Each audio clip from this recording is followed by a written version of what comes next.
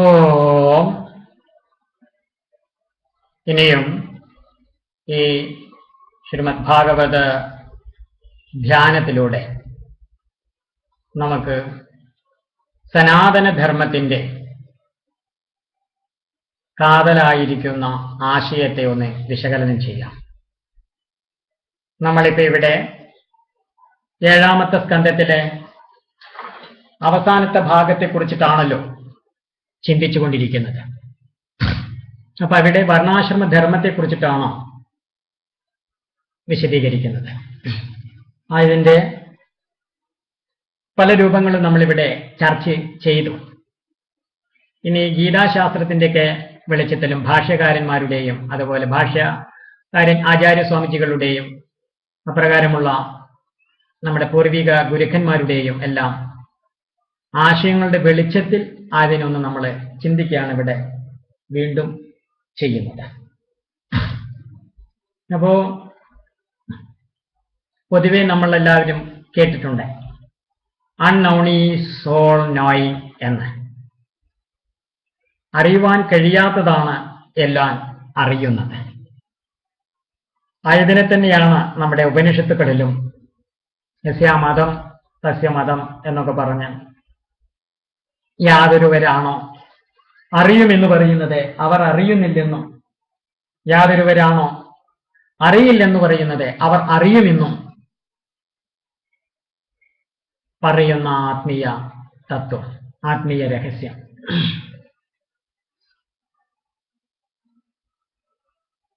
അതിനെ അറിയുവാനുള്ള ഉപായമായിട്ടാണ് വാസ്തവത്തില് നമ്മുടെ സനാതനധർമ്മത്തില് വർണ്ണാശ്രമാചാരധർമ്മത്തെ നിർദ്ദേശിച്ചിരിക്കുന്നത്. ഇവിടെ അറിയുവാൻ കഴിയുന്നതിനെ അനാത്മീയം, ലൗകികം, ഭൗതികം എന്ന് പറയുകയാണ്. അറിയുവാൻ കഴിയാത്തതിനെ ആത്മീയം,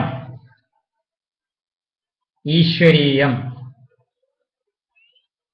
പാരമാർത്ഥികമെന്നും അർത്ഥമാക്കുകയാണ്. അങ്ങനെ ആ അറിയുവാൻ കഴിയാത്തത് അറിയുവാനുള്ള അനുഷ്ഠാനത്തെ, ആചാരത്തെ ആത്മീയം എന്ന് പറയുന്നു. അപ്പൊ നമ്മുടെ സനാതനധർമ്മത്തിൽ ആത്മീയതയെ അനുഭവിക്കുവാനും അറിയുവാനുമുള്ള ഉപായമായിട്ടാണ് വർണ്ണാശ്രമ ധർമ്മത്തെ നിർദ്ദേശിച്ചിരിക്കുന്നത്.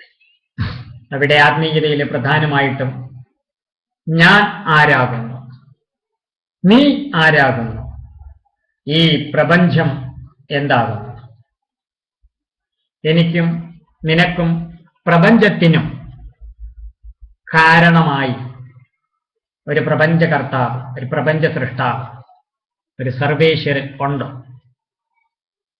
എന്ന ആശയത്തെ വ്യക്തമാകുവാനുള്ള ഉപായമാണ് സനാതനധർമ്മത്തിൽ നിർദ്ദേശിക്കുന്ന വർണ്ണാശ്രമധർമ്മം. അപ്പോ അറിയുവാൻ കഴിയാത്തതെന്ന് പറയുന്ന ആത്മാവിനെയും ഈശ്വരനെയും ശുദ്ധ ബോധത്തെയും അറിയുവാൻ വേണ്ടി എന്ത് പറഞ്ഞിരിക്കുന്നു? വർണ്ണാശ്രമധർമ്മം ആചരിക്കണം എന്ന് പറഞ്ഞിരിക്കുകയാണ്. അപ്പോ അധികാരികളായിരിക്കുന്ന പുരുഷന്മാര് എന്ന് വെച്ചാൽ ജീവന്മാര് ലോക സംഗ്രഹത്തിന് വേണ്ടി വർണ്ണാശ്രമധർമ്മം ആചരിക്കണം. ലോക സംഗ്രഹം എന്ന് പറയുമ്പോൾ എന്താണ്? ഇന്നിപ്പോ ലോകം വിഗ്രഹിച്ചിരിക്കുകയാണ് പല പല പേരുകളിലും. അതുപോലെ ഇപ്പൊ ജാതി, മതം, രാഷ്ട്രീയം, രാഷ്ട്രം, ലിംഗം, പ്രായം തുടങ്ങിയിരിക്കുന്ന ഭേദങ്ങളെ കൊണ്ട് മനുഷ്യകുലം ഒന്നടങ്കം കലഹിച്ചും മത്സരിച്ചും സ്നേഹിച്ചുമൊക്കെ ഇരിക്കുന്നൊരു സാഹചര്യമാണ്. അങ്ങനെ പല പല പല പലതിൻ്റെ പേരിൽ ഭിന്നിച്ചു നിൽക്കുന്ന ലോക ജനതയെ ആത്മീയതയുടെ ധർമ്മത്തിന്റെ അടിസ്ഥാനത്തിൽ ഒന്നിപ്പിക്കുവാനുള്ള ആ സംഗ്രഹ കർമ്മത്തിന് വേണ്ടിയിട്ട് അധികാരികളായിട്ടുള്ളവര് എന്ത് ചെയ്യണം? ധർമ്മം ആചരിക്കണം. പിന്നെ സന്യാസിമാര് വൈദികവും സ്മാർത്ഥവുമായിരിക്കുന്ന കർമ്മരഹസ്യങ്ങൾ മനസ്സിലാക്കിയിട്ട് ധർമ്മസംഗ്രഹത്തിന് വേണ്ടിയിട്ടും ധർമ്മം ആചരിക്കണം.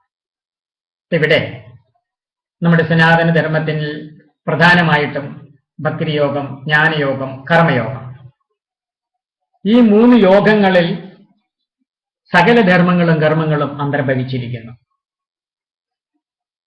അപ്പോ ഇവിടെ ആരും ചെയ്തുകൊണ്ടിരിക്കുന്ന ധർമ്മത്തിന്റെ ആകത്തുക അല്ലെങ്കിൽ പരമലക്ഷ്യം മോക്ഷപ്രാപ്തിയാണ്. അതിലേക്കുള്ള ധർമ്മമാണ് എല്ലാവരും ചെയ്തുകൊണ്ടിരിക്കുന്നത്. അത് ശാസ്ത്രോക്തമാകണം എന്നൊരാശയത്തെ സമൂഹത്തിൽ അറിയിപ്പിക്കുവാൻ വേണ്ടിയിട്ട് അധികാരി ജനങ്ങൾ എന്നുവെച്ചാൽ സന്യാസിമാര് ധർമ്മം ആചരിക്കണം. ഇവിടെ നമ്മള് ഈ ശ്രീമദ് ഭഗവത്ഗീതയിലെ 4-ാമത്തെ അധ്യായത്തിലെ 13-ാമത്തെ ശ്ലോകത്തിൽ നിന്നുകൊണ്ട് ചാതുർവർണ്ണയത്തെ ഒന്ന് അപഗ്രഥിക്കുവാൻ ആരംഭിക്കുകയാണ്. ഈ ഭാഗവത ധ്യാനത്തിന്റെ ആരംഭത്തില് പറയുകയുണ്ടായിട്ടുണ്ട്, ഭഗവത്ഗീതയുടെ വ്യാഖ്യാനമാണ്, വിശകലനമാണ് ശ്രീമദ് ഭാഗവതം എന്ന്. അപ്പൊ അതിന്റെ അടിസ്ഥാനത്തിൽ നമുക്ക് ഗീതയിലെ ശ്ലോകത്തിൽ നിന്നുകൊണ്ട് എന്താണ് ഈ ചാതുർവർണ്ണയത്തിന്റെ ഒരു അധർമ്മ വ്യവസ്ഥ എന്ന് നമുക്കൊന്ന് മനസ്സിലാക്കാം. ആദ്യം ശ്ലോകമന്ത്രം പറയാം. ചാതുർവർണ്ണ്യം മയാ ശ്രേഷ്ഠം ഗുണകർമ്മ വിഭാഗശഃ തസ്യാകർത്താരമപി മാം വേദ്യ അകർത്താരമവ്യയം. ഇതാണ് ശ്ലോകമന്ത്രം. ഈ ശ്ലോകത്തെ ഭാഷ്യകാരൻ ആചാര്യസ്വാമികളും അതുപോലെ ഇന്നോളം വന്നുപോയിരിക്കുന്ന സകല ഗുരുജനങ്ങളും ആചാര്യജനങ്ങളും മഹജ്ജനങ്ങളും എല്ലാം നല്ലതുപോലെ അപഗ്രഥിച്ച് പോയിട്ടുണ്ട്. അപ്പൊ അവയുടെയൊക്കെ എല്ലാം വെളിച്ചത്തിൽ നമ്മളൊന്ന് ആ ശ്ലോകമന്ത്രത്തെ ഒന്ന് പരിശോധിക്കുകയാണ്. ഇവിടെ എന്താ പറയുന്നത്? ഭൂലോകത്തിൽ മനുഷ്യരുടെ മോക്ഷസാധനമായിട്ട് വർണ്ണരൂപത്തിലുള്ള കർമ്മങ്ങളും ആശ്രമരൂപത്തിലുള്ള ധർമ്മങ്ങളും വ്യവസ്ഥ ചെയ്തിരിക്കുന്നു എന്നാണ്. ഈ വർണ്ണം, ചാതുർവർണ്ണ്യം വാസ്തവത്തില് കർമ്മം ആചരിക്കുവാനുള്ള ഒരു രൂപ വ്യവസ്ഥയാണെന്ന് നമുക്ക് ആയതിൽ നിന്നും മനസ്സിലാക്കണം. പിന്നെ ഈ 4 ആശ്രമങ്ങൾ എന്തിനു വേണ്ടിയിട്ടാണ്? ആശ്രമത്തിലെ ധർമ്മവും നമ്മൾ മോക്ഷം പ്രാപിക്കാൻ വേണ്ടിയിട്ട് തന്നെയാണ്. അപ്പോ ഇവിടെ പറയുന്ന ഈ ചതുർവർണ്ണം അല്ലെങ്കിൽ ചാതുർവർണ്ണ്യം വാസ്തവത്തിൽ എന്താണ്? ചതുർവർണ്ണത്തെ തന്നെയാണ് ചാതുർവർണ്ണ്യം എന്ന് പറയുന്നത്. അതായത് ചത്വാരയേവ വർണ്ണാഹ ചാതുർവർണ്ണ്യം എന്ന് പറയുന്നു. എന്നുവെച്ചാൽ ചതുർവർണ്ണ ശബ്ദത്തിൽ നിന്നും ചാതുർവർണ്ണ്യം എന്ന പ്രയോഗം ഉണ്ടായിരിക്കുകയാണ്. ഇവിടെ ഈ 4 വർണ്ണത്തിൽ മനുഷ്യരെ ഈശ്വരൻ സൃഷ്ടിച്ചു എന്നാ പറയുന്നത്. അപ്പൊ നമുക്കിവിടെ ഇങ്ങനെ ഒരു ആശയക്കുഴപ്പം വരാം. കാരണം ഈ ലോകത്തില് ബ്രാഹ്മണ, ക്ഷത്രിയ, വൈശ്യ, ശൂദ്ര എന്ന് പറയുന്ന 4 കൂട്ടരെ മാത്രമാണോ ഈശ്വരൻ സൃഷ്ടിച്ചിരിക്കുന്നത്? പരമാർത്ഥത്തിലല്ല. കാരണം എന്തൊന്നുണ്ടോ അവയെല്ലാം തന്നെ പരിപൂർണമായിരിക്കുന്ന സർവേശ്വര ഭാവത്തിൽ നിന്നും ഈശ്വര സത്തയിൽ നിന്നും ഉണ്ടായത് തന്നെയാണ്.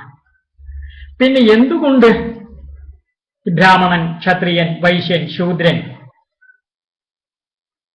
എന്ന് പറയുന്ന 4 കൂട്ടരെ, 4 വർണ്ണത്തെ, 4 ആളുകളെ മാത്രം ഭഗവാൻ ഈശ്വരൻ പ്രത്യേകം സൃഷ്ടിച്ചു എന്ന് പറയുന്നത്? അത് ശാസ്ത്രത്തിനും മോക്ഷത്തിനും അധികാരികളായിട്ടാണ് 4 വർണ്ണത്തെ സൃഷ്ടിച്ചു എന്ന് പറയുന്നത്. നമ്മളും കേട്ട് കാണും, ലക്ഷം മനുഷ്യരുള്ളതിൽ ലക്ഷണമൊത്തവർ 1-2 അല്ലേ? ഇപ്പൊ നമ്മളെല്ലാവരും രൂപഭാവങ്ങളെ കൊണ്ടും അവയവങ്ങളെ കൊണ്ടുമൊക്കെ മനുഷ്യരാണ് എന്ന് അഭിമാനിച്ച് നടക്കുന്നുണ്ടെങ്കിലും നമ്മുടെ കർമ്മവും ധർമ്മവും അതുപോലെ വികാരവും വിചാരവും ഒക്കെ മനുഷ്യോചിതം തന്നെയാണോ? എന്ന് മനസ്സിലാക്കേണ്ടതാണ്, എന്ന് ചിന്തിക്കണം. ഇവിടെ മോക്ഷത്തിനും അതുപോലെ സനാതനധർമ്മത്തിൽ പറയുന്ന ശാസ്ത്രത്തിന്റെ ആചാരത്തിനും അധികാരികളായിട്ട് എന്നാണ് പറയുന്നത്. ഇവിടെയാണ് നമ്മളൊന്ന് അടിവരയിട്ട് ചിന്തിച്ച് മനസ്സിലാക്കേണ്ടത്. ഈ സനാതനധർമ്മത്തിൽ പറയുന്ന ആശയം, സനാതനധർമ്മം വാസ്തവത്തിൽ ആർക്കാണ്? നമ്മൾ വിചാരിക്കും ഏതെങ്കിലും ഒരു കൂട്ടർക്ക് വേണ്ടി മാത്രമാണോ, ഏതെങ്കിലും ഒരു സമൂഹത്തിന് വേണ്ടി മാത്രമാണോ സനാതനധർമ്മം എന്ന് പറഞ്ഞാൽ? പരമാർത്ഥത്തിൽ അത് അങ്ങനെയല്ല. എങ്കിൽ വ്യവഹാര തലത്തിൽ ചിന്തിക്കുമ്പോൾ അതങ്ങനെയാണ് താനും. അങ്ങനെ ഹിന്ദുക്കളെയും അതുപോലെ ഭാരത രാഷ്ട്രത്തെയും പുണ്യഭൂമിയായിട്ടും ജന്മഭൂമിയായിട്ടും തിരിച്ചറിഞ്ഞുകൊണ്ട് ഇവിടെ പൂർവികന്മാര് ഋഷീശ്വരന്മാര് വഴി പകർന്നു തന്ന, ഋഷീശ്വരന്മാർക്ക് അത് ഈശ്വരനിൽ നിന്നും ലഭിച്ചതാണ്. അങ്ങനെ അതിൽ പറയുന്ന അറിവുകള്, ധർമ്മങ്ങൾ ആചരിച്ച് ജീവിക്കുന്ന ആ വിശ്വാസി ജനങ്ങൾക്കുള്ള മോക്ഷം അത് നേടുവാൻ വേണ്ടി ധർമ്മം ആചരിക്കുന്നവരെ ആണ് വാസ്തവത്തില് സനാതനധർമ്മം ലക്ഷ്യമാക്കുന്നത്. അവരെയാണ് വാസ്തവത്തിൽ ഹിന്ദുക്കളെന്നും സനാതനധർമ്മികൾ എന്നും പറയുന്നത്. സനാതനധർമ്മം ജാതി മത രാഷ്ട്ര ലിംഗ പ്രായ വർണ്ണ ഭേദമേതുമില്ലാതെ എല്ലാവർക്കും പ്രയോജനപ്പെടുവാനുള്ള ആശയങ്ങളെ വ്യക്തമാക്കുകയും ചെയ്തിട്ടുണ്ട്. അതുകൊണ്ടാണ് ഞാൻ ഇടയ്ക്ക് പറയാറുണ്ട്, മതങ്ങളോ മതഗ്രന്ഥങ്ങളോ ശാസ്ത്രങ്ങളോ വാസ്തവത്തിൽ യാതൊരു പ്രിജുഡീസസ് എന്ന് വെച്ചാൽ മുൻവിധികൾ സമൂഹത്തിലേക്ക് കൊടുക്കുന്നില്ല. എന്നാൽ പക്ഷഭേദമായിട്ട് അതിനെ തന്റെ ഒരു സമൂഹത്തിന് വേണ്ടി മാത്രം വളച്ചൊടിച്ചുകൊണ്ട് പറയുന്ന പുരോഹിത ജനങ്ങള് അവയെ മതത്തിന്റെയും രാഷ്ട്രത്തിന്റെയും ശക്തി വർദ്ധിപ്പിക്കുവാനായിട്ട് ദുരുപയോഗം ചെയ്യുകയാണ് ചെയ്യുന്നത്. എന്തായാലും ഇവിടെ പറയുന്ന ബ്രാഹ്മണ, ക്ഷത്രിയ, വൈശ്യ, ശൂദ്ര ഈ 4 വർണ്ണത്തിൽപ്പെട്ടിട്ടുള്ള ആളുകൾക്ക് മോക്ഷധർമ്മം ആചരിക്കുവാനുള്ള അവകാശം, അധികാരമുണ്ട്. അല്ലെങ്കിൽ അതിനു വേണ്ടി ധർമ്മം ആചരിക്കുന്ന, ഏതിനു വേണ്ടി? ധർമ്മം, അർത്ഥം, കാമം, മോക്ഷം എന്ന് പറയുന്ന ആ 4, അതാണ് സനാതനധർമ്മത്തിന്റെ 4 തൂണുകൾ, അടിസ്ഥാനങ്ങൾ. ഈ അടിസ്ഥാനങ്ങൾ ആവശ്യമായിരിക്കുന്ന ധർമ്മവും അർത്ഥവും കാമവും മോക്ഷവും പ്രാപിക്കുവാൻ വേണ്ടി വർണ്ണാശ്രമധർമ്മത്തെ ആചരിക്കുവാൻ വേണ്ടി, അല്ലെങ്കിൽ ആചരിക്കുന്നവരെ നമ്മൾ പ്രത്യേകം ഈശ്വരൻ സൃഷ്ടിച്ചു എന്ന് പറയുകയാണ്. എല്ലാവരും തെറ്റിദ്ധാരണ വേണ്ട, ആശയക്കുഴപ്പം വേണ്ട. ഇത് എന്തെങ്കിലും ഒരു വർഗത്തെ മാത്രം നിലനിർത്തുവാൻ വേണ്ടി പറഞ്ഞിരിക്കുന്നതായിട്ടൊന്നും ഇതിനെ ആരും വളച്ചൊടുക്കുകയോ തെറ്റിദ്ധരിക്കുകയോ വേണ്ട. കാരണം ഇവിടെ സനാതനധർമ്മത്തിൽ പറയുന്ന നമ്മുടെ വേദങ്ങളും അതുപോലെ പുരാണേതിഹാസ, ശ്രുതി സ്മൃതി പുരാണേതിഹാസം, ചരിത്ര ഗ്രന്ഥങ്ങളിൽ പറയുന്ന ആശയധർമ്മത്തെ പരമപവിത്രമായി അംഗീകരിച്ച് അതിലെ ആചാരത്തെ ശ്രീ ഗുരു ജീവിച്ചുകൊണ്ടിരിക്കുന്ന ഗുരുക്കന്മാരുടെ ഉപദേശത്തോടുകൂടി ആചരിക്കുന്ന ജനതകളെ സനാതനധർമ്മികള് എന്ന് പറയുകയാണ്. അങ്ങനെ പറയുന്ന സനാതനധർമ്മത്തില് രഘുവേദത്തിലും യജുർവേദത്തിലും പറയുന്നു, വിരാട് പുരുഷന്റെ മുഖത്തിൽ നിന്നും ബ്രാഹ്മണർ ഉണ്ടായിരിക്കുന്നു. പിന്നെയോ വിരാട് പുരുഷന്റെ കൈകളിൽ നിന്നും ക്ഷത്രിയന്മാർ ഉണ്ടായിരിക്കുന്നു. വിരാട് പുരുഷന്റെ തുടയിൽ നിന്നും വൈശ്യജനങ്ങളും ഉണ്ടായിരിക്കുന്നു.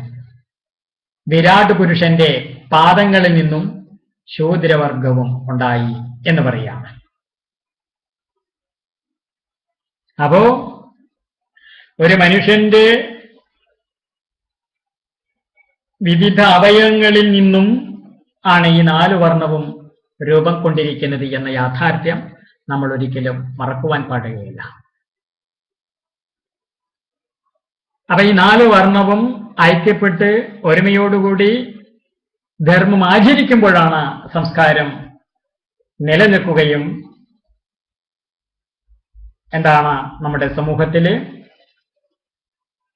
ശക്തിയും അഭിവൃദ്ധിയും ഉണ്ടാവുകയും ചെയ്യുക എന്ന യാഥാർത്ഥ്യം നമ്മൾ ഒരു കാലത്തും വിസ്മരിക്കുവാൻ പാടുകയില്ല. അപ്പൊ ഈ വർണ്ണത്തെ എങ്ങനെയാണ് ഗുണവും കർമ്മവും അനുസരിച്ചിട്ടാണ് വിവേചിച്ചിരിക്കുന്നത്. എന്താണ് ഗുണം, എന്താണ് കർമ്മം, ഇതിനെ അടിസ്ഥാനപ്പെടുത്തിയിട്ടാണ്. എന്നാൽ വാസ്തവത്തിൽ ഈ ഗുണങ്ങളോ സഹജമായതാണ്, സഹജം.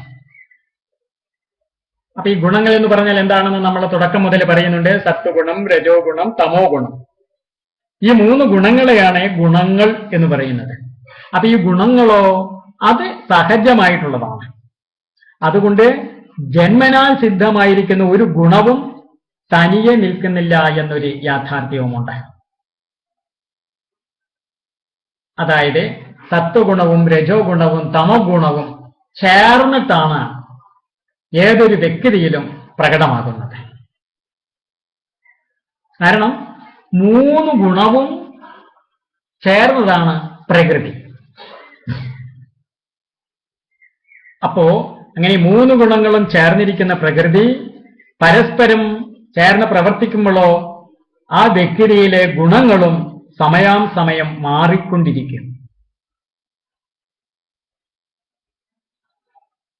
അപ്പോ ഏതൊരു വ്യക്തിയുടെയും ആന്തരികമായ അന്ധക്കരണ സ്വഭാവമാണ് എന്ത്? ഗുണങ്ങള്. അപ്പോ ആ ഗുണങ്ങള് ഒരു ഗുണം മുഖ്യമായിട്ടും മറ്റു 2 ഗുണങ്ങള് ഗൗണമായിട്ടുമാണ് ഇരിക്കുന്നത്. അതെ. അപ്പോ ഗുണങ്ങളുടെ അടിസ്ഥാനത്തിൽ എങ്ങനെയാണ് ഒരു വ്യക്തിയെ ബ്രാഹ്മണനെന്നും അതുപോലെ ക്ഷത്രിയരെന്നും വൈശ്യരെന്നും ശൂദ്രരെന്നും നമുക്ക് വേർതിരിച്ച് മനസ്സിലാക്കുക എന്നൊന്ന് പറയാം. അതായത് ബ്രാഹ്മണ ഗുണമാണോ നമ്മളിൽ ഉള്ളതെന്നറിയുവാൻ ഇത്ര ചിന്തിച്ചാൽ മതി. അതായത് സത്വഗുണം പ്രധാനമായിട്ട് വരുന്ന ആളുകളാണ് ബ്രാഹ്മണ വർണ്ണത്തിൽ പെടുന്നവർ. അതായത് സത്വഗുണം ഒന്നാമതായിട്ടും മുഖ്യഗുണമായിട്ടും രജോ ഗുണം രണ്ടാമതായിട്ടും തമോ ഗുണം മൂന്നാമതായിട്ടും നിലനിന്ന് പ്രവർത്തിക്കുന്ന ആളുകളാണ് ബ്രാഹ്മണര്. ക്ഷത്രിയനോ? ക്ഷത്രിയരിലെ സത്വഗുണത്തെ രജോ ഗുണം കീഴ്പ്പെടുത്തിയിരിക്കുകയാണ്. അപ്പോ രജോ ഗുണം പ്രധാനമായിട്ടും സത്വഗുണം രണ്ടാമതായിട്ടും തമോ ഗുണം മൂന്നാമതായിട്ടും ആരിലാണോ പ്രകടമാകുന്നത് അവരെ ക്ഷത്രിയരെന്നും മനസ്സിലാക്കണം. പിന്നെ എന്താണ്? വൈശ്യനില് തമോ ഗുണം രജസിനും സത്വത്തിനും കീഴ്പ്പെട്ടിരിക്കുകയാണ്. അപ്പൊ രജോ ഗുണം ഒന്നാമതായിട്ടും തമോ ഗുണം രണ്ടാമതായിട്ടും സത്വഗുണം മൂന്നാമതായിട്ടും ആരിലാണോ പ്രവർത്തിക്കുന്നത് അവരെ വൈശ്യരെന്ന് മനസ്സിലാക്കണം. ശൂദ്രനോ? ശൂദ്രനെ രജോ ഗുണത്തെ തമോ ഗുണം കീഴ്പ്പെടുത്തിയിരിക്കുക എന്ന് പറഞ്ഞാൽ തമോ ഗുണം ഒന്നാമതായിട്ടും രജോ ഗുണം രണ്ടാമതായിട്ടും സത്വഗുണം മൂന്നാമതായിട്ടും ആരിലാണോ നിലനിന്ന് പ്രവർത്തിക്കുന്നത് അവരെ എന്തു പറയുകയാണ്? ശൂദ്രവർണം എന്നും പറയാം. ഇത് നമ്മൾ വ്യക്തമായിട്ട് മനസ്സിലാക്കണം. അങ്ങനെയാണ് വർണ്ണത്തെ വാസ്തവത്തിൽ നിശ്ചയിച്ചിരിക്കുന്നത്, വ്യവസ്ഥ ചെയ്തിരിക്കുന്നത്. കാരണം ഒരു വ്യക്തിയുടെ ആന്തരികമായ പ്രകൃതിയുടെ സ്വഭാവം അനുസരിച്ചിട്ടാണ് ബാഹ്യമായ പ്രവർത്തികള്, കർമ്മങ്ങൾ വരിക. അപ്പൊ വ്യക്തിയുടെ പൊതുവായ ഗുണവും കർമ്മവും അനുസരിച്ച് ഏതെങ്കിലും ഒരു വർണ്ണത്തിൽപ്പെടുത്തുകയാണ്. തത്വപരമായ വിശകലനത്തിൽ ഈ പറഞ്ഞത് സ്വീകാര്യമാണ്. എന്നാലോ സാമൂഹ്യമായ വ്യവസ്ഥിതിക്ക് ഇത് ശരിയാവുകയില്ല.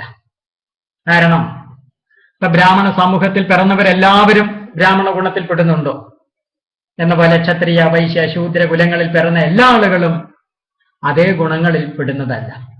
അപ്പൊ സാമൂഹ്യമായ വ്യവസ്ഥിതിയിലെ ഈ വർണ്ണവ്യവസ്ഥ നമുക്ക് അംഗീകാര യോഗ്യമാകുന്നില്ല.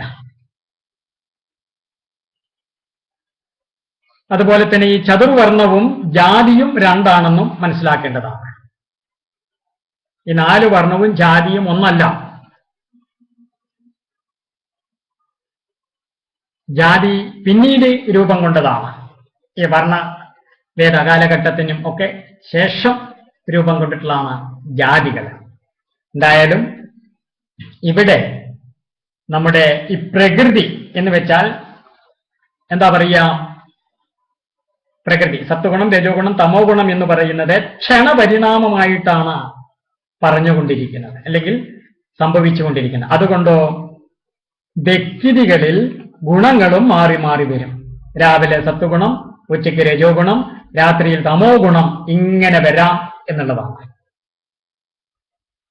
അതല്ലേ നമ്മുടെ ദേവപൂജയിലൊക്കെ നമ്മുടെ മൂകാംബിക, അതുപോലെ ചോറ്റാനിക്കര തുടങ്ങിയിരിക്കുന്ന അവിടെയൊക്കെ പറയലോ, രാവിലെ സരസ്വതിയാണ്, ഉച്ചയ്ക്ക് മഹാലക്ഷ്മിയാണ്, രാത്രി മഹാകാളിയാണ്. ഒരേ ദേവതാ രൂപത്തിൽ തന്നെയാണ് ഇങ്ങനെ നമ്മൾ പറയുന്നത്. അപ്പോഴോ എന്നതുപോലെ തന്നെയാണ് ബ്രാഹ്മണ, ക്ഷത്രിയ, വൈശ്യ, ശൂദ്ര ഗുണങ്ങളിൽ ഒരേ വ്യക്തിയിൽ മാറി മാറി പ്രകടമാകും. പൂജ സമയത്ത് അല്ലെങ്കിൽ ധ്യാന സമയത്ത് നിർഗുണമാണെങ്കിൽ പൂജാ സമയത്ത് സത്വഗുണം, എന്നുപോലെ എന്താണ് എന്തെങ്കിലും കർമ്മം ചെയ്യുമ്പോൾ രജോ ഗുണം, അതുപോലെ തന്നെ എന്താ പറയാ ഉറക്കമോ അതുപോലെ ഭക്ഷണമോ അങ്ങനെ എന്തെങ്കിലുമൊക്കെ ചെയ്യുന്ന സമയത്ത് തമോ ഗുണം. അങ്ങനെ നിർഗുണ, സത്വഗുണ, തമോ ഗുണ, രജോ ഗുണങ്ങൾ ഇങ്ങനെ ഒരേ വ്യക്തിയിൽ തന്നെ മാറി മാറി പ്രകടമായി കൊണ്ടിരിക്കും എന്നുള്ള യാഥാർത്ഥ്യം നമ്മൾ എപ്പോഴും ഓർത്തുകൊണ്ടിരിക്കണം. പണ്ട് ഗോത്രങ്ങളും കുലങ്ങളുമായിരുന്നു ഇവിടെ ഉണ്ടായിരുന്നത്. അതത് കുലങ്ങളിൽ ജനിച്ചിരുന്നവരെ ബ്രാഹ്മണ, ക്ഷത്രിയ, വൈശ്യ, ശൂദ്ര എന്ന് പറഞ്ഞിരുന്നു. അതായത് ബ്രാഹ്മണ കുലത്തിൽ പിറന്ന എല്ലാ ആളുകളെയും ബ്രാഹ്മണര് എന്ന് തന്നെ പറഞ്ഞിരുന്നത്. എന്നുപോലെ ക്ഷത്രിയ കുലത്തിൽ പിറന്നിരുന്ന എല്ലാ ആളുകളെയും, വൈശ്യകുലത്തിൽ പിറന്നിരുന്ന എല്ലാ ആളുകളെയും വൈശ്യരെന്നും, ശൂദ്രവർണ്ണത്തിൽ പിറന്നിരുന്ന എല്ലാ ആളുകളെയും ശൂദ്രരെന്നുമാണ് പണ്ട് പറഞ്ഞിരുന്നത്. കാരണം ജന്മം കൊണ്ടായിരുന്നു പണ്ട് വർണ്ണവ്യവസ്ഥ കണക്കാക്കിയിരുന്നത്. എന്നാൽ താത്വികമായ വിശകലനത്തിലോ ഒരു കുലത്തിലോ ഗോത്രത്തിലോ ഓരോ വ്യക്തിയിലും ഗുണം പ്രധാനം, അതനുസരിച്ച് പറയണം. ഇതാണ് ശാസ്ത്രം. ഇപ്പോ ഒരാൾ ബ്രാഹ്മണ കുലത്തിൽ പിറന്നാലും, ക്ഷത്രിയ കുലത്തിൽ പിറന്നാലും, വൈശ്യകുലത്തിൽ പിറന്നാലും, ശൂദ്രകുലത്തിൽ പിറന്നാലും ആ വ്യക്തിയിൽ ഏത് ഗുണമാണോ പ്രധാനമായിട്ട് 24 മണിക്കൂറിൽ ഒരു 10 മണിക്കൂർ അല്ലെങ്കിൽ ഒരു 14 മണിക്കൂർ അല്ലെങ്കിൽ ഒരു 16 മണിക്കൂറും ഏത് ഗുണമാണോ മുന്നിട്ട് നിൽക്കുന്നത്, ആ ഗുണത്തിന്റെ അടിസ്ഥാനത്തിൽ ആ ഗോത്രത്തിൽ, ആ കുലത്തിൽ, ആ ജാതിയിൽ പിറന്ന ആളുകളുടെ വർണ്ണത്തെ നിശ്ചയിക്കണം. ഇത് ശാസ്ത്രമാണ്. എന്നാ സാമൂഹ്യമായ വ്യവസ്ഥിതിയിൽ എന്തായിരുന്നു ഉണ്ടായിരുന്നത്? ഇന്ന് വോട്ടേഴ്സ് ലിസ്റ്റിൽ പേരിടുന്നത് പോലെയായിരുന്നു മുമ്പും ജാതിയെ പറഞ്ഞിരുന്നത്. ആരുടെ മകനായിട്ടാണോ ജനിച്ചത് ആ അച്ഛന്റെ ജാതി തന്നെ മകനും എന്നുള്ള രീതിയിലായിരുന്നു പറഞ്ഞു വന്നിരുന്നത്. നമ്മുടെ പുരാണങ്ങളിലും വർണ്ണം കർമ്മമനുസരിച്ച് പറഞ്ഞിരുന്നില്ല എന്നുള്ളത് നമുക്ക് കാണുവാൻ സാധിക്കും. കാരണം ഉദാഹരണം നമ്മുടെ ദ്രോണാചാര്യര് എന്തായിരുന്നു? ദ്രോണാചാര്യരുടെ ജോലി കർമ്മം യുദ്ധമായിരുന്നു, ക്ഷത്രിയ കർമ്മമായിരുന്നു. എന്നാൽ ദ്രോണാചാര്യ പറഞ്ഞിരുന്നത് എന്തായിരുന്നു? ബ്രാഹ്മണൻ എന്നായിരുന്നു. എന്നപോലെ നമ്മുടെ വിതുരര് ആരായിരുന്നു? ജ്ഞാനിയായിരുന്നു. എന്താണ് വിതുരരെ പറഞ്ഞിരുന്നത്? ശൂദ്രനുമായിട്ടാണ് പറഞ്ഞിട്ട് വിതുരരെ. അപ്പൊ ജന്മം കൊണ്ട് വേണമോ ഗുണകർമ്മങ്ങൾ കൊണ്ട് വേണമോ വർണ്ണനിർണയം എന്ന തർക്കം പണ്ട് മുതലേ നമ്മുടെ സമുദായത്തിൽ, നമ്മുടെ സമൂഹത്തിൽ, നമ്മുടെ രാഷ്ട്രത്തിൽ നിലനിന്നിരുന്ന അത് നമ്മൾ മറക്കാൻ പാടില്ല. ഈ കോൺഫ്ലിക്റ്റ് എന്നും ഉണ്ടായിരുന്നു. അപ്പൊ ഗുണകർമ്മം അനുസരിച്ച് നമുക്കൊരു സമൂഹത്തെ തിരിക്കുക എന്നത് പ്രായോഗികമല്ല. കാരണം പറഞ്ഞില്ലേ, അച്ഛൻ ഡോക്ടർ ആയതുകൊണ്ട് ആ അച്ഛന്റെ എല്ലാ മക്കളും ഡോക്ടറാകുമോ? വക്കീലായതുകൊണ്ട് എല്ലാ മക്കളും വക്കീലാകുമോ? സന്യാസി ആയതുകൊണ്ട് എല്ലാ മക്കളും സന്യാസിയാവുമോ?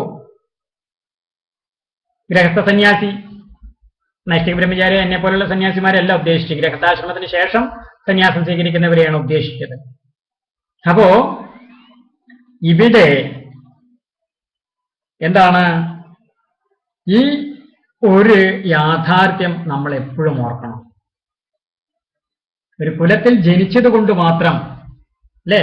ഇപ്പൊ നമ്മൾ വക്കീലാവണമെങ്കിൽ എന്ത് വേണം? വക്കീലിന്റെ മക്കളായിട്ട് ജനിച്ചാൽ കാര്യമില്ല. പഠിക്കണം, പഠിച്ച് മനസ്സിലാക്കി ആ തൊഴിൽ ചെയ്ത് ജീവിച്ചു പോകുമ്പോഴാണ് നമ്മൾ വക്കീലാകുന്നുള്ളൂ, അല്ലാതെ ആകുന്നില്ല. എന്നപോലെ ഇപ്പൊ നമ്മൾ ഏത് കുലത്തിൽ ഏത് ജാതിയിൽ ജനിച്ച ആളായാലും നമ്മൾ ഏത് തൊഴിലാണോ പഠിച്ച് ചെയ്യുന്നത് അതിനനുസരിച്ചിട്ട് നമ്മുടെ വർണ്ണത്തെ പറയണം എന്നുള്ളത് നമ്മൾ മനസ്സിലാക്കുക. അപ്പൊ സാമൂഹ്യമായിരിക്കുന്ന വ്യവസ്ഥിതിയിലെ ജന്മമനുസരിച്ചും വ്യക്തിയുടെ അടിസ്ഥാനത്തിൽ ഗുണകർമ്മത്തിനനുസരിച്ചും വർണ്ണത്തെ പറഞ്ഞിരുന്നു. വ്യക്തമായുണ്ടോ? എന്നുവെച്ചാൽ സാമൂഹ്യമായിരിക്കുന്ന വ്യവസ്ഥിതിയിൽ ജന്മമനുസരിച്ചാണ്.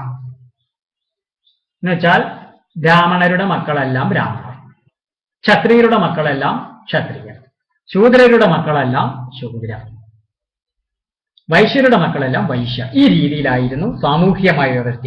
എന്നാൽ വ്യക്തിയുടെ അടിസ്ഥാനത്തിൽ എങ്ങനെ പറയണം? ഗുണകർമ്മത്തിനനുസരിച്ചും പറയണം. ഒരു ശൂദ്രന്റെ കുടുംബത്തില് പൂജ ചെയ്യുന്ന ഒരാളുണ്ടായ അയാൾ എന്താണ്? ബ്രാഹ്മണനായിട്ട് തന്നെ പറയണം. ഇതാണ് അതിന്റെ അർത്ഥം.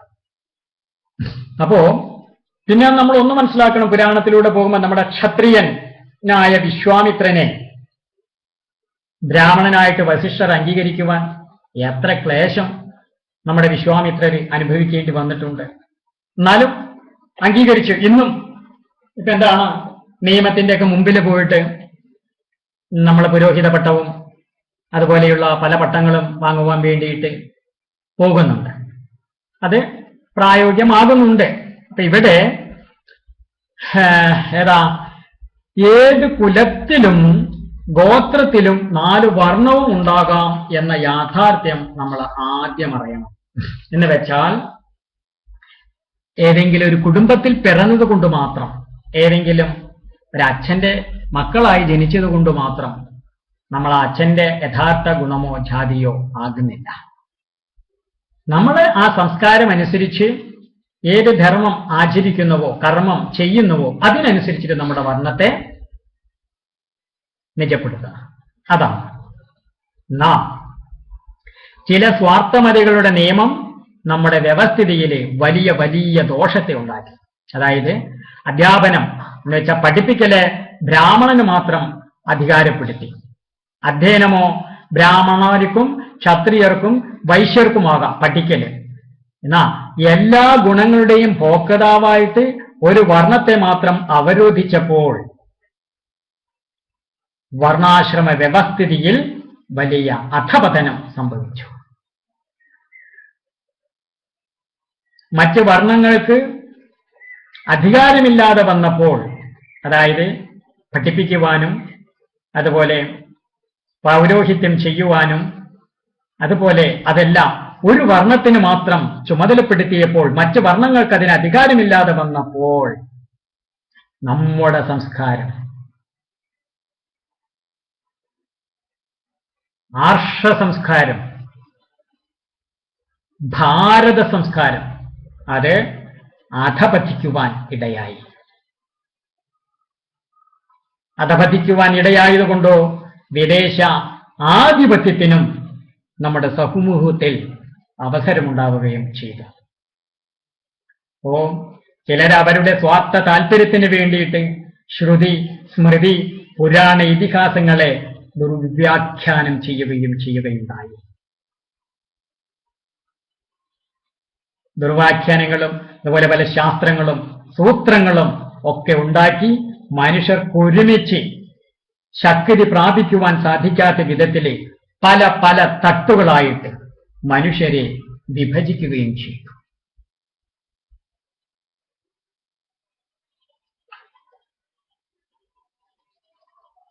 മനുഷ്യർ കുലങ്ങളായിട്ടും ഗോത്രങ്ങളായിട്ടും വേർതിരിയുന്നത് പുരോഗതിയാണ്. കർമ്മത്തിനനുസരിച്ച് യഥാർത്ഥ വിഭജനം സ്വാഭാവികമായ ഒരു പ്രക്രിയയുമാകുന്നു. എന്നാൽ ബ്രാഹ്മണന് സർവശ്രേഷ്ഠത, ക്ഷത്രിയന് അതിൽ കുറച്ച് ശ്രേഷ്ഠത, വൈശ്യന് അതിലും കുറഞ്ഞ ശ്രേഷ്ഠത, ശൂദ്രന് അതിലും കുറഞ്ഞ ശ്രേഷ്ഠത എന്ന നിയമം ഇവിടെ കൊണ്ടുവരികയുണ്ടായി. അപ്പൊ ഈ 4 വർണ്ണത്തിൽ ഒന്നും പെടാതെ വർണ്ണബാഹ്യന്മാരായിട്ട് നൂറുകണക്കിന് വിഭാഗങ്ങൾ പിന്നെയും ഉണ്ടായി. അതായത് ചാതുർവർണ്ണ്യത്തിൽപ്പെടാത്തവർ ഭൂരിപക്ഷവും വർണ്ണത്തിലുള്ളവർ ന്യൂനപക്ഷവുമായി. വൈദിക സാഹിത്യം നിർദ്ദേശിക്കുന്ന ധർമ്മം, അർത്ഥം, കാമം, മോക്ഷം എന്ന് പറയുന്ന പരമപുരുഷാർത്ഥങ്ങളുടെ ലാഭത്തിന് വേണ്ടിയിട്ട് പ്രവർത്തിക്കുവാൻ ധർമ്മം ആചരിക്കുവാനുള്ളവരുടെ സംഖ്യ കുറയുകയും അതിനെ ചോദ്യം ചെയ്യുകയും എതിർക്കുകയും തിരസ്കരിക്കുകയും ചെയ്യുന്ന ആളുകൾ ഭൂരിപക്ഷവുമായിട്ട് തീരുകയുണ്ടായി. ഗോത്രങ്ങളുടെയും മനുഷ്യരുടെയും ഇടയിൽ ഉച്ചനീചത്വം ഉണ്ടാക്കിയിട്ട് അങ്ങനെ നമ്മുടെ ഭാരതത്തെ നശിപ്പിക്കുകയാണ് ചെയ്തത്. ഇവിടെ ജന്മം കൊണ്ട് വർണ്ണം എന്ന് പറയുന്നത് സ്വാർത്ഥതയാണ്, ഗുണകർമ്മം കൊണ്ട് വർണ്ണം എന്ന് പറയുന്നത് ശാസ്ത്രവുമാകുന്നു. ഇതാണ് നമ്മളിവിടെ അടിസ്ഥാനപരമായിട്ട് മനസ്സിലാക്കേണ്ട ഒരു യാഥാർത്ഥ്യം.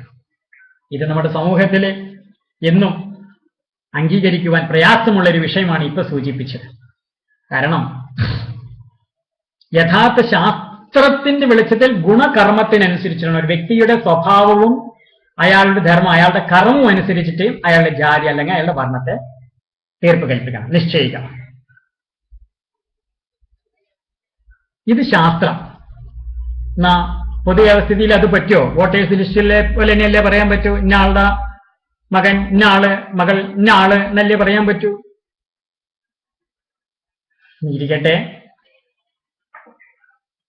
അപ്പോ നമ്മുടെ ശാസ്ത്രത്തില് മനുഷ്യൻ ആത്മീയ സാധനയുടെ ഏതു പടവിൽ നിൽക്കുന്നു എന്ന് അറിയിപ്പിക്കാൻ വേണ്ടി വർണ്ണാശ്രമത്തെ വ്യവസ്ഥ ചെയ്തു എന്ന് നമ്മൾ ആദ്യമായിട്ട് മനസ്സിലാക്കണം.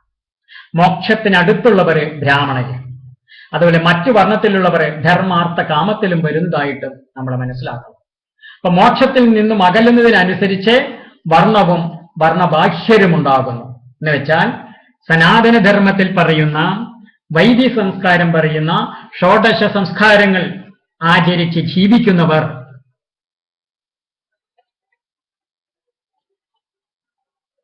ചാതുർവർണ്ണ വ്യവസ്ഥയെ അംഗീകരിക്കുന്നു.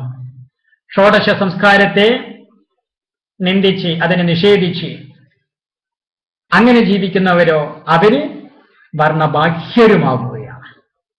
എന്നുവെച്ചാൽ ദുരാചാരവും അതുപോലെയുള്ള ഈ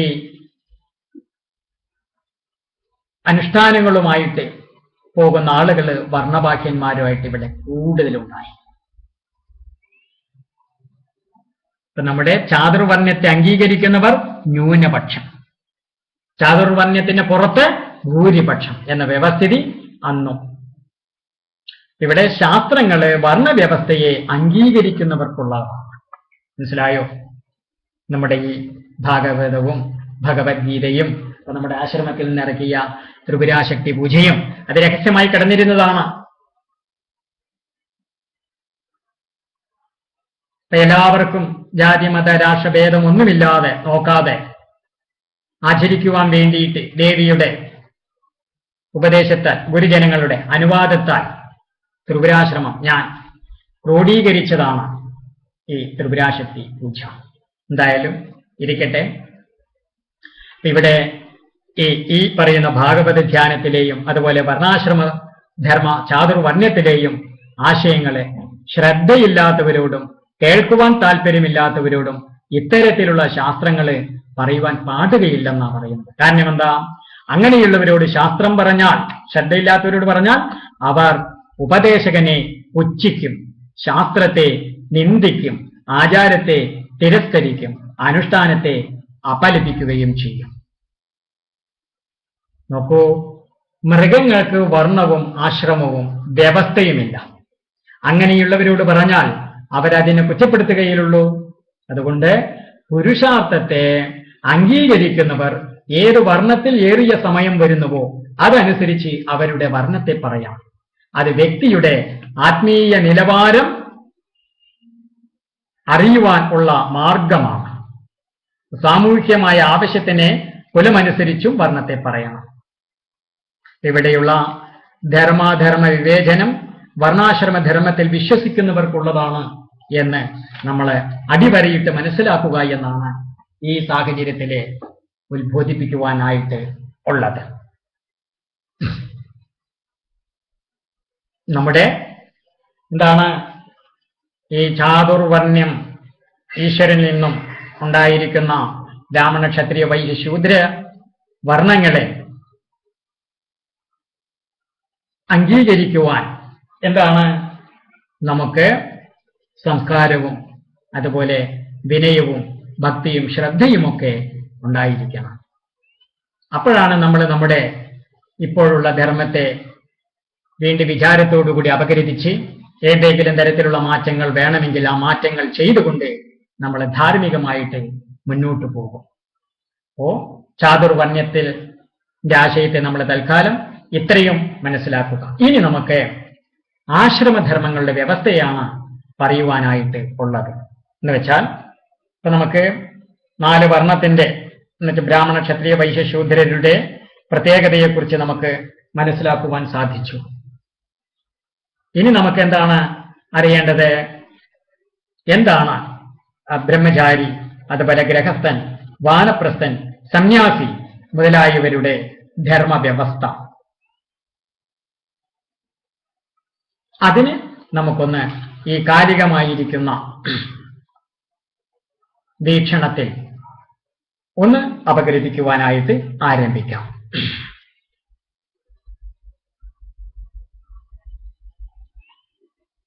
യഥാർത്ഥമായിട്ട് എങ്ങനെയാണ് ബ്രഹ്മചാരിക്കുട്ടി എന്ന് പണ്ട് വേദാധ്യയനം പറഞ്ഞിരുന്നത് ബ്രഹ്മചാരിക്കുട്ടിയെ, വിദ്യാർത്ഥിയായിരുന്ന ബ്രഹ്മചാരിക്കുട്ടിയെ ഇന്ന് നമുക്ക് എങ്ങനെ വിലയിരുത്തി മനസ്സിലാക്കാം?